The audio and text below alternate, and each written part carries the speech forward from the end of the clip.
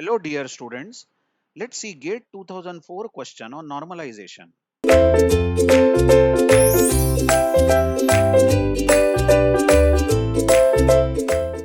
We have been given a table that is relation EMP DT1, okay, with attributes EMP code unique.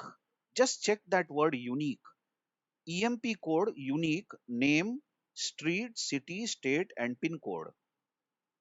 What do you mean, and what do you interpret from this? That EMP code is unique means that EMP code must be a primary key, isn't it so?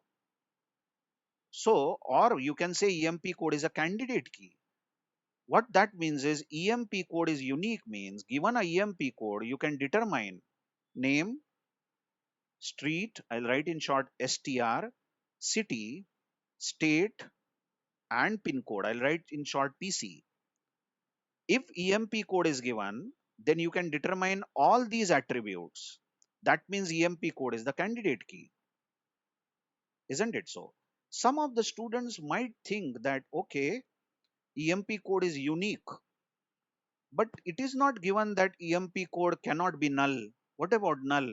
Because you all know that primary key is such a key which is unique and which cannot be null. But okay, we are not talking about primary key here. We are talking about who is the candidate key given the value. If the value exists, don't talk about null. If the value exists, if somebody says, what are the details of employee in code 101? Then company can easily find out name, street, city, state, and pin code for that 101, because you know that there cannot be any other employee with that code. So code uniquely determines all the attributes. So definitely EMP code is the candidate key. Okay. What further is given in the question? You watch. What is said in the question, I'll just erase a few things, is that for any pin code, there is only one city and state. That means pin code uniquely determines, I'll write PC in short, uniquely determines city and state. And it is given also for any given street, city, and state, there is just one pin code. That means if you say that you know street, I'll write in short STR, you know the city and you know the state, then you definitely can determine pin code. Okay, think over it. I mean, the locality in which I stay, the pin code is 400080. And if this pin code is given, anybody would say that this pin code is for Mulund East and state is Maharashtra. Come on, if the pin code is given, you can determine state, city and state. And if I say the other way, that I stay at Hariom Nagar, that's the street, city is Mulund East and state is Maharashtra, you can easily say that the pin code is 400080. It can't be anything else. So this is what they are saying. And indirectly, in terms of English statements, they have given the FDs. Now they are asking in normalization terms, EMPDT1 is the relation in which form? Okay. So what did I say? You always check. Best thing is you always check the highest normal form. By the way, you already found out the candidate key. Candidate key is EMP code. Isn't it so?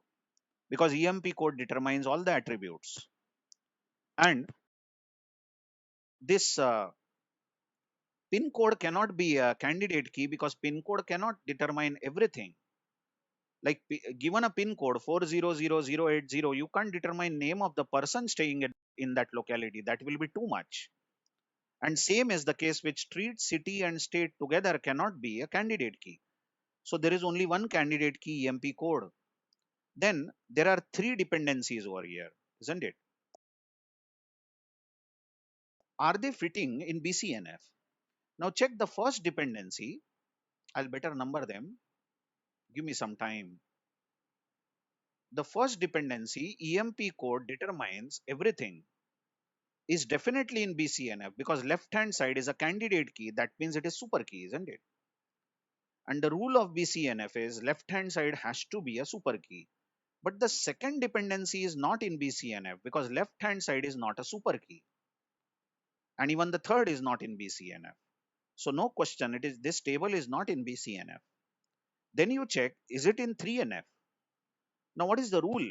That to be the table should be in 2NF, what we should have is, if X determines Y, then either LHS must be a super key or RHS must be a prime attribute. Any of the two should be true.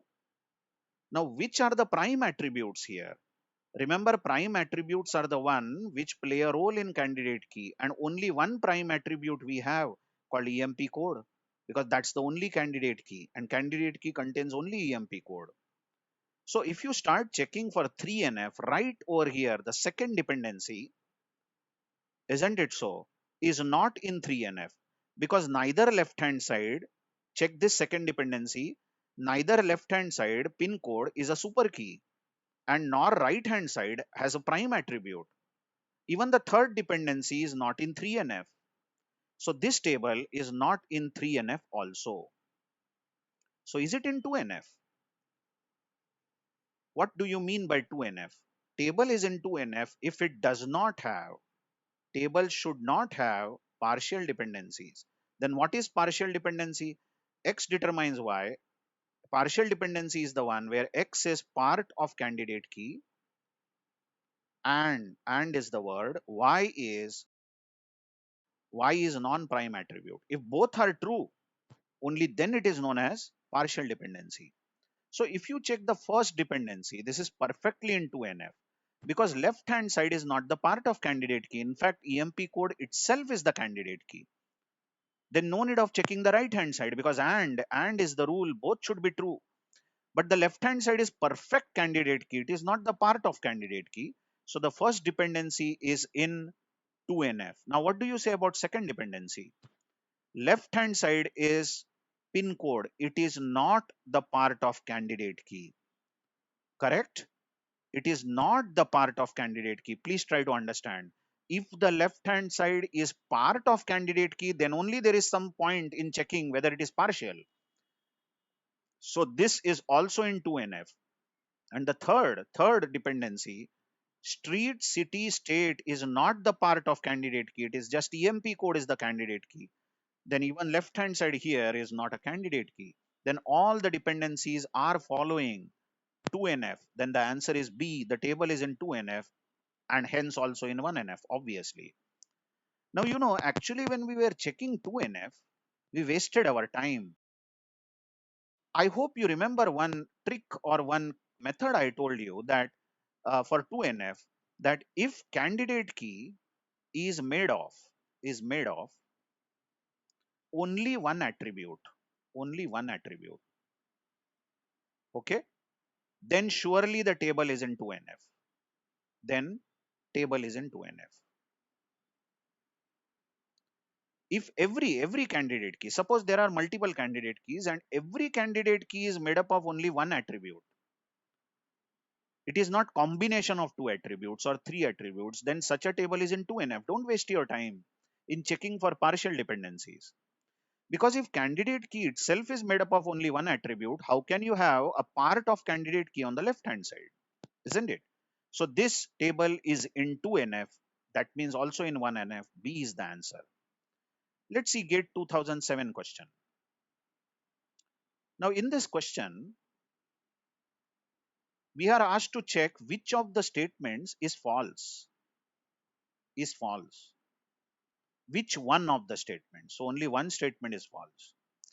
Any relation with two attributes is in BCNF. Come on, we have seen this multiple times. This is true. In fact, I took one separate video for telling you the properties of BCNF and 3NF. Some important properties. The video is also labeled like that.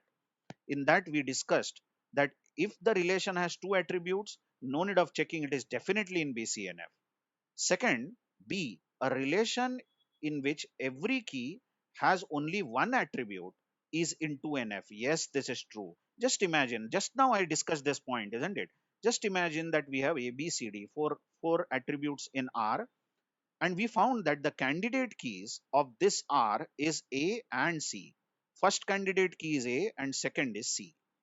Now there are two candidate keys and both candidate keys contain only single attribute, isn't it?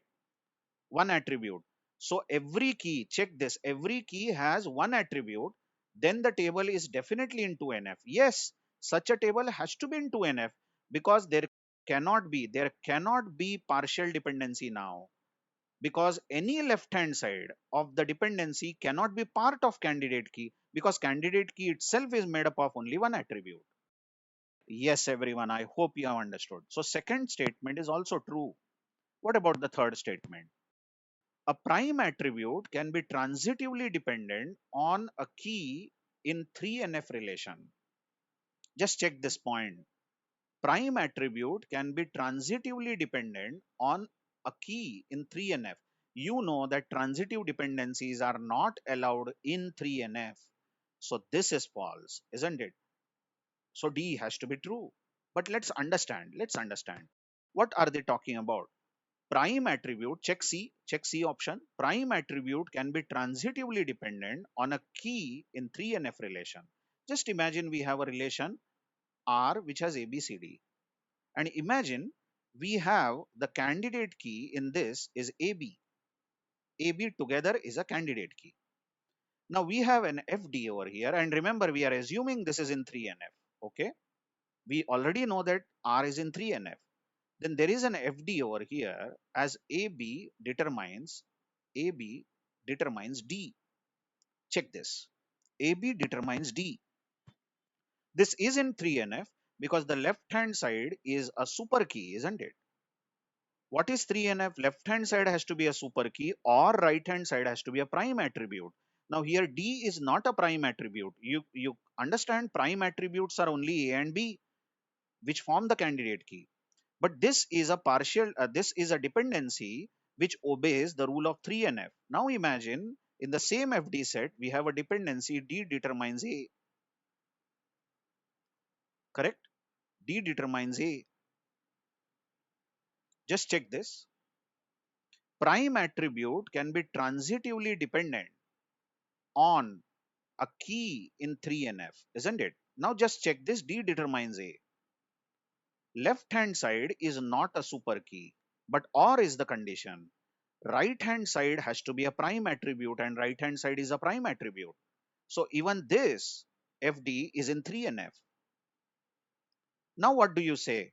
AB determines D and D determines A. That means by transitivity, AB determines A, correct? So prime attribute can be transitively dependent on the key of this relation R.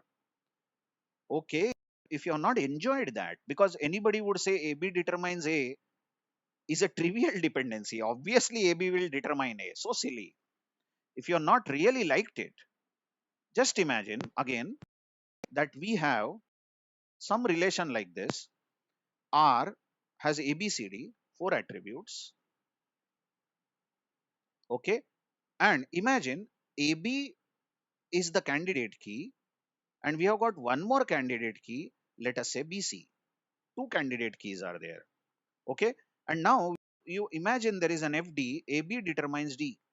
So this is in 3NF because left hand side is a super key, that is candidate key. But right hand side is not a prime attribute. Okay. And now we have another dependency, D determines C. Let's see. Now left hand side is not a super key because super key is either AB or BC. But right hand side is a prime attribute. C is a prime attribute. You notice C participates in a candidate key BC. Isn't it so?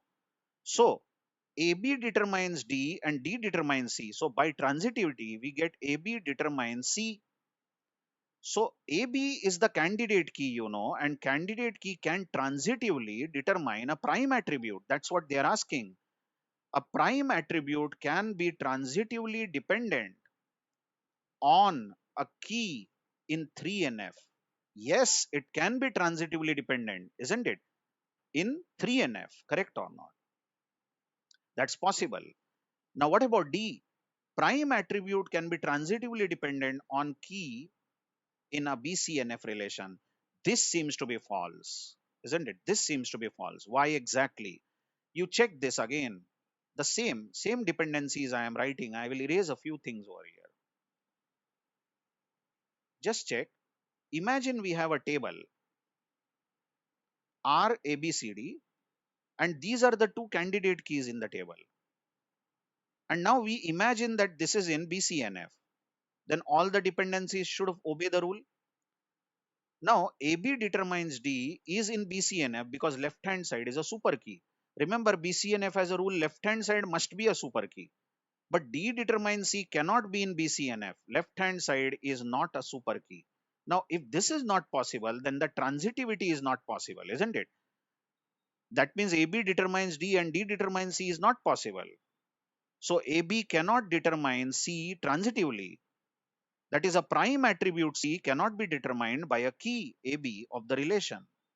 So D is false. They are saying can be transitively dependent. D is false. Complex question, but I hope you have understood. If not, you just watch the video or just replay the question again. In the next video, we will solve some more gate questions. Very interesting gate 2008 question will be solved in next video. Thank you very much.